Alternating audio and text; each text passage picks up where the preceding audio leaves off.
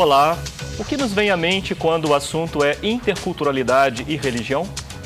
Um universo de demandas e possibilidades nasce do encontro desses dois temas.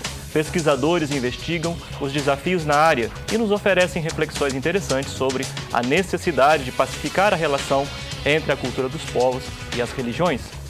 O teólogo luterano, professor da PUC do Rio Grande do Sul, Joy Marçal, vai conversar conosco sobre o tema interculturalidade e religião. Como vai, Joy? Tudo bem? Tudo bem, sim. Prazer recebê-lo aqui. Acho que nós vamos ter uma conversa bacana sobre esse assunto, Sim, não? com certeza. O prazer é meu pelo convite, pela oportunidade, os telespectadores aí desse programa. Ok, obrigado. Bem, você pode participar da produção do Religare. Envie sugestão de temas através do nosso canal interativo. O número é 31, que é o código aqui da região de Belo Horizonte, 3209-0122, ou acesse o site tvhorizonte.com.br/Religare. O Religare é um projeto de extensão do programa de pós-graduação em Ciências da Religião da PUC Minas. Você pode acessar também a nossa página em pucminas.br/ppgcr. O que é que nos vem à mente quando o assunto é interculturalidade e religião? Eu comecei o programa com essa pergunta e passo a pergunta para você. Tá bem. Obrigado. Acho que a própria palavra interculturalidade, ela pode dizer alguma coisa, né? Mas acho que também convida, como quase um neologismo, né? Uma palavra nova, um termo novo. Eu acho que nela já está embutido um convite para se pensar a realidade que a gente vive hoje, a realidade da cidade, a realidade de um mundo globalizado, em que as diferenças e as particularidades das culturas, né, elas não ficam no seu nicho apenas, as possibilidades de troca e de relação não só são possíveis como se impõem, né, e às vezes de forma até arbitrária ou desrespeitosa, né, e nesse convívio de diferenças e de particularidades, a gente precisa aprender a relacioná-las, né? Então, o termo convida para isso, né? De uma espécie de capacidade, de desenvolver uma capacidade de interagir, de interrelacionar aquilo que nos faz particulares num cenário mais amplo, e que são não mais uma cultura, mas culturas que convivem, né? Sim. Então, eu acho que essa relação convida, em primeiro lugar, não tanto logo pensar na religião, nos seus ritos, nas suas confissões, mas as religiões, num cenário mais amplo, que é o espaço público, a cidade, o lugar de convívio, para a gente poder estar aí no mundo que a gente tem, né? Sim. Nessa história, muitas religiões, no relacionamento com culturas, né, elas apareceram como uma sobreposição, ou serviram, né, para a sobreposição de uma cultura sobre outras culturas, né? Significa que nós estamos mudando radicalmente o enfoque, mas como superar, né, esse papel da religião, né, de sobreposição de uma cultura sobre outra? Sim, com certeza. Eu acho que aí também cabem definições, né? Não dá para fugir disso, né? Quando a gente fala em religião, logo vem à mente alguma coisa, assim como quando a gente fala cultura, né? Cultura, sobretudo, que é uma palavra que a gente pode usar para uma pessoa. Essa pessoa, fulano, tem cultura. O que a gente quer dizer com isso? Uma pessoa ilustrada, uma pessoa que tem estudo, né, em detrimento de outra que não teve oportunidade de estudo, enfim, vive mais um senso comum, sei lá, né? Mas a gente fala também de cultura popular, né? Então, quando a gente fala cultura aí, acho que a gente está falando de sistema, uma espécie de universo de significados, de costumes, de valores, né, de crenças, em que as religiões têm um papel assim muito importante, né? Porque nessa esfera do religioso, dentro dessas culturas, é que vão se cristalizar aqueles valores, aqueles costumes que normalmente não podem nem se tocar, né? Ali a gente não mexe, ali a gente está convivendo com absolutos. Agora, quando há essa confusão em que uma determinada cultura é toda ela, digamos assim, sacramentada, né, por uma religião, ela necessariamente vai se entender como melhor, como algo mais do que outras, né? Sim. E eu acho que aí é uma outra maneira de a gente falar, por exemplo, falando sobre isso, a gente não pode deixar de imaginar, por exemplo, de pensar na história do Ocidente, né? Ocidente judaico-cristão, que a gente chama, quer dizer, quando a gente fala em cultura ocidental judaico-cristã, né, Ocidente judaico-cristão, o que a gente está falando? A gente está falando de um sistema cultural cuja hegemonia, cujos códigos principais que regem, né, os valores, a política, inclusive o Estado, né, no Brasil, Estado laico, mas a cultura é religiosa. Então há essas distinções que a gente precisa aprender a fazer quando a gente não está sozinho no mundo, quando a gente convive com culturas diferentes que têm o direito à diferença e o direito à cidadania resguardada. Sim. Esses valores, que são também valores muito atrelados à nossa história republicana recente, mas também uma série de mudanças no âmbito da filosofia, das descobertas científicas, do próprio debate sobre a cultura, impõem termos como pluralismo, respeito à diferença, tolerância, mas traz enfim, assim, no limite também o tema do relativismo. Né? Como conviver nessa fronteira? Sim. Daí eu acho a necessidade e o que justifica a gente trabalhar na ideia de interculturalidade e religião, né? Porque a religião é aquele âmbito, se a gente vai falar em termos de cultura, de sociedade, a gente logo pode reconhecer de uma forma até impessoal, né, que a religião, nela nós estamos lidando com questões que não são relativizáveis, né? Embora haja aquelas questões que possam ser relativizadas, né? Por exemplo, vamos pensar o ritual, né? O que numa cultura religiosa cristã, né, a gente vai chamar de liturgia. Há questões numa liturgia em que tu pode negociar, em que tu pode criar diálogo com o lugar em que tu vives, né? Em termos de cores, formas, linguagens, enfim, isso a gente vê acontecendo e é bom que seja assim. A cultura está aí para ser criativa, ou seja, para relativizar o que está dado para poder manter um diálogo com as novas gerações. Agora, há questões que não podem sofrer mudanças, e o que fazer com elas, né? E aí, talvez, há aquilo que é o mais interessante nisso tudo. Quer dizer, quando a gente fala de interculturalidade, a gente não está pensando em que as pessoas que vivem a sua fé devam relativizar aquilo que seja a sua fé, aquilo que tenham por Deus, por divino, por sagrado. Isso é impossível, né?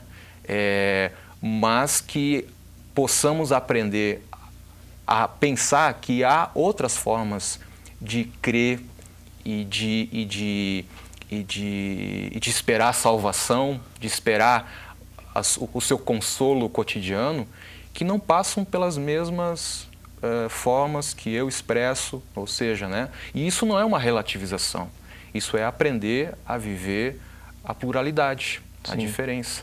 O ponto de partida é compreender todo o discurso religioso como um produto da cultura?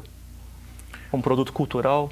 E o que isso significa? Você chamou cultura de sistema, ainda há pouco, né? Um sistema dinâmico, em contínua construção, não é isso? Sim. Se eu entendi. Sim, de fato. Né? Então, o discurso religioso, ele também é isso, ele não é outra coisa. Sim, exato. Necessariamente isso, quer dizer, aprender a pensar cultura e religião de forma relacionada. Eu acho que há distinções para se fazer, né? Por exemplo? Quando a gente pensa a religião, aquilo que poderíamos chamar assim de essencial numa religião, aquilo que é a essência de uma expressão de fé, né? Aí a gente já entra no âmbito da própria experiência religiosa, né? Em que, por exemplo, a gente poderia recorrer à noção de mistério, né?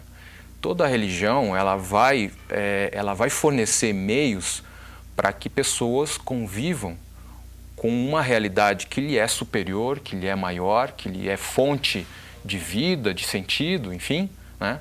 Que eu conheço, que eu posso conhecer, que eu posso nominar, mas isso não significa que eu domine, esse sagrado, esse ser, essa realidade que me consola, que me dá objetivo de vida, que, enfim, que me organiza e às vezes me desorganiza para o meu próprio bem, né? Não significa então que eu vou dominar, né? Que eu vou domesticar esse Deus, essa divindade, essa realidade, enfim, né? Agora, na medida em que eu me relaciono com esse mistério, né? Que eu estabeleço uma linguagem para expressá-lo, que eu estabeleço uma relação de culto, de ritual, de valores, quando eu faço isso, eu vou recorrer ao quê? Ao meu português, ao meu imaginário, né? A uma vela, a um incenso, tudo isso é produto cultural, né? Tudo isso é cultura. Então, a religião, a gente poderia dizer, talvez alguém possa dizer, então religião nada menos é que cultura. Não, eu diria religião nada mais é que cultura, quer dizer, ela passa pela cultura e isso precisa ser reconhecido e precisa se valorizar a cultura por causa disso, não é qualquer coisa. Sim. Não há aí uma redução. Exatamente, não há uma redução, né? Eu acho que eu me confundi. Eu dizia que nada menos é que cultura. Quer dizer, alguém poderia dizer, nada mais é que cultura? Não, nada menos é que cultura. E pensa Sim. bem a sua cultura. Eu estava aqui pensando, né, essa sua frase, então, nada menos é que cultura. Nada menos é que cultura, exato, né? Nada menos é que linguagem. Então leve a sério a sua linguagem, né? De fundo tem essa questão, né? Quer dizer, aí a gente aprende talvez uma forma de relacionar cultura e religião, sem separá-las, né? Mas perceber de que maneira elas estão relacionadas, né? Sim. O mais que, nós vamos deixar para o segundo bloco, né? Talvez seja isso que onde a gente não consegue mais nomear, né? E chegar com as nossas palavras, nossas metáforas. Mas vamos ver se é isso mesmo. No segundo bloco a gente continua a conversa. Certo. O Religare hoje entrevista Joy Marçal, professor da PUC do Rio Grande do Sul, sobre interculturalidade e religião. Espero você. Até já.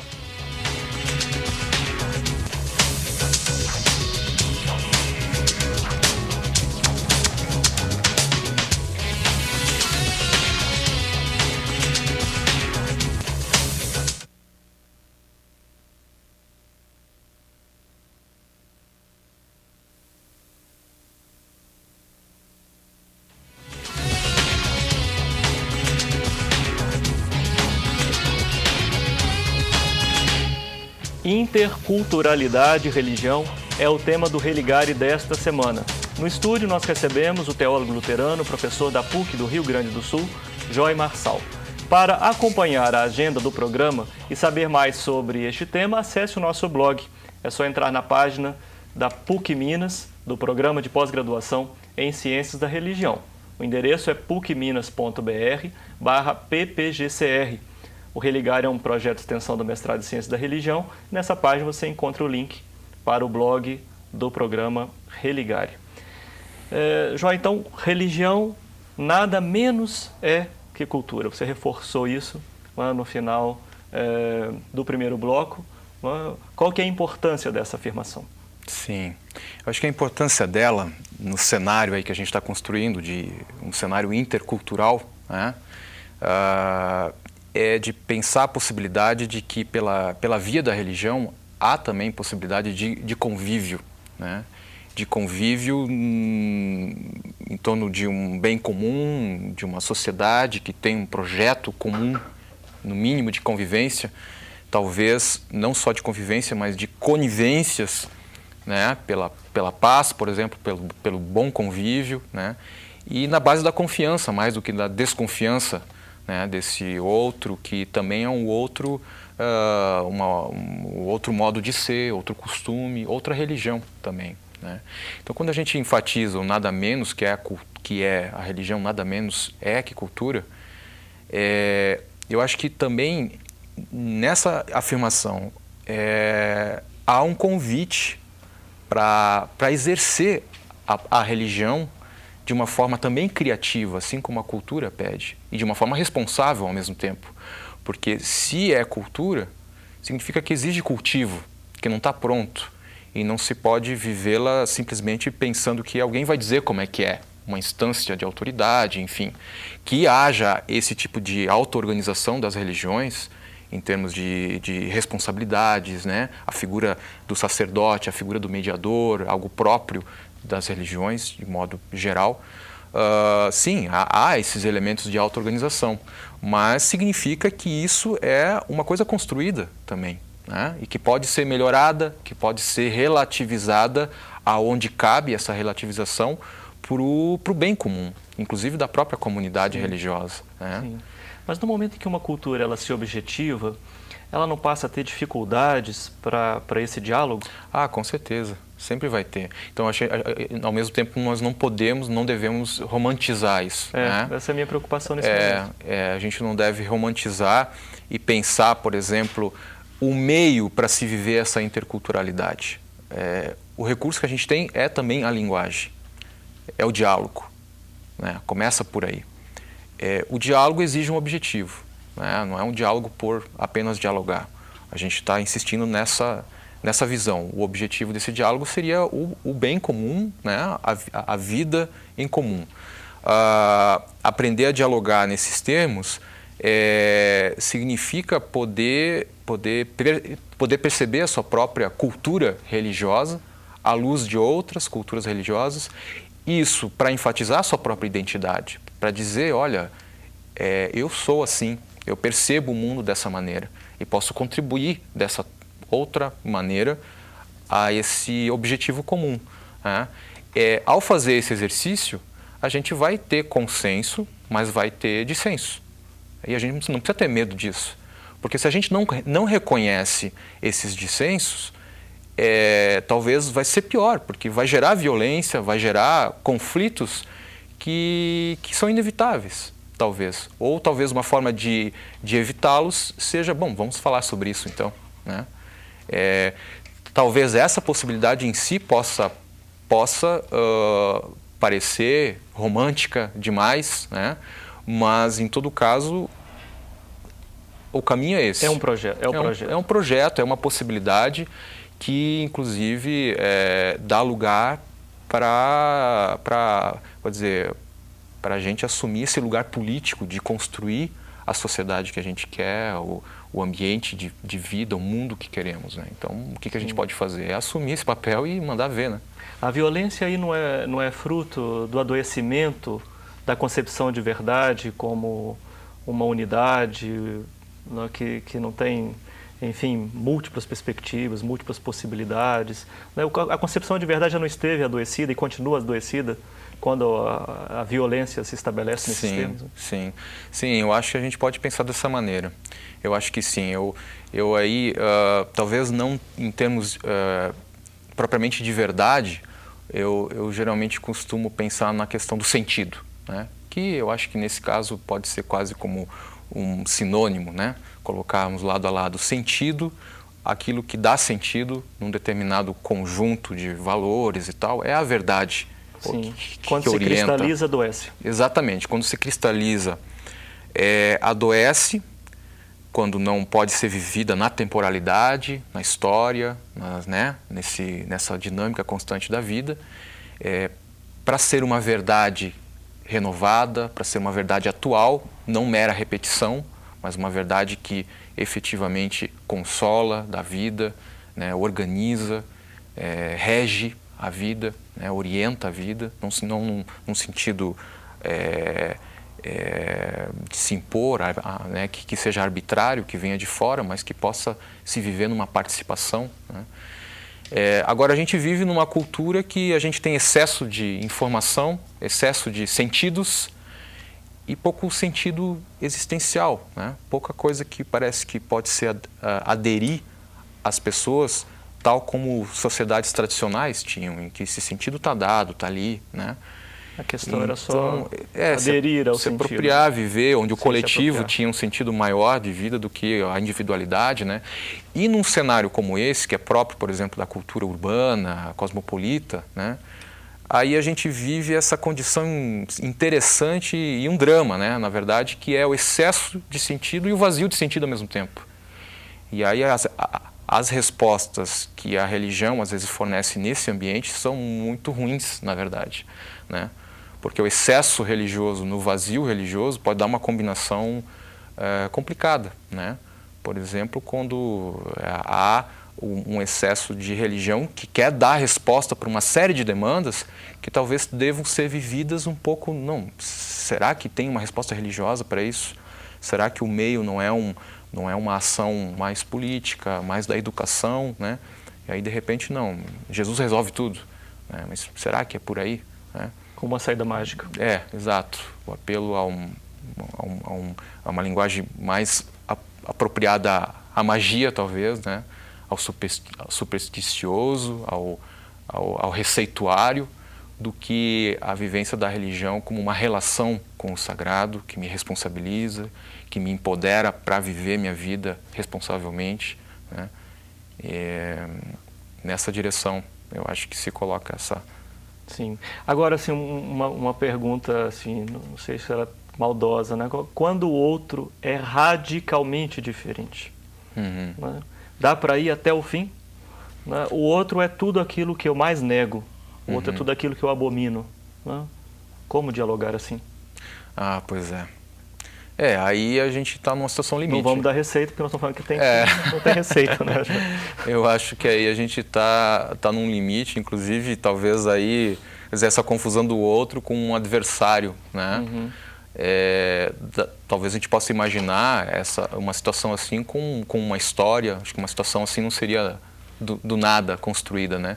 Teria uma história, teria uma gênese, teria algo para se recuperar, e que eu acho que só nessa perspectiva que poderia ser abordada, né? E talvez aí a dimensão de um terceiro nessa relação de adversidade dupla, né?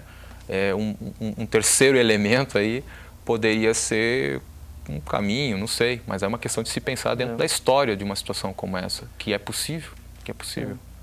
Bom, você se apresenta como um teólogo da cultura? Sim, de fato. O que é isso?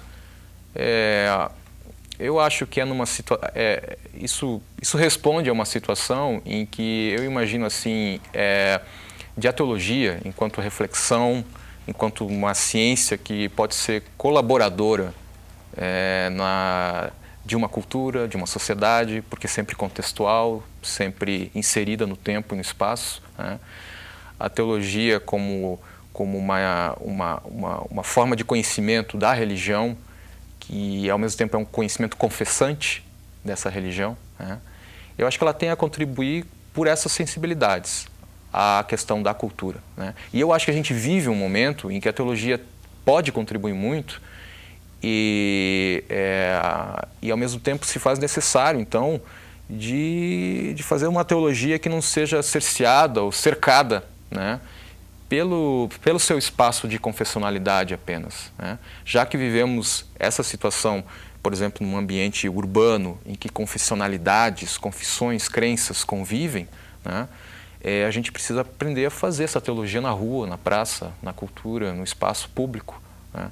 Então, de fato, eu me voltei, dediquei a minha atenção a essa questão porque entendo assim que a igreja está dentro desse cenário, ela precisa se entender ali para não ser um corpo estranho, né? Para não ser um espaço do passado dentro das cidades, né? Quase aquela visão que a gente tem do alto de um prédio, quando a torre da igreja já não é mais o lugar mais alto, né? A gente está aí, essa é a nossa realidade, como igreja cristã, como teologia cristã.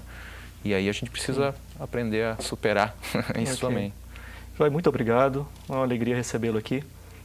Espero outras vezes a gente voltar a esse tema, essa conversa.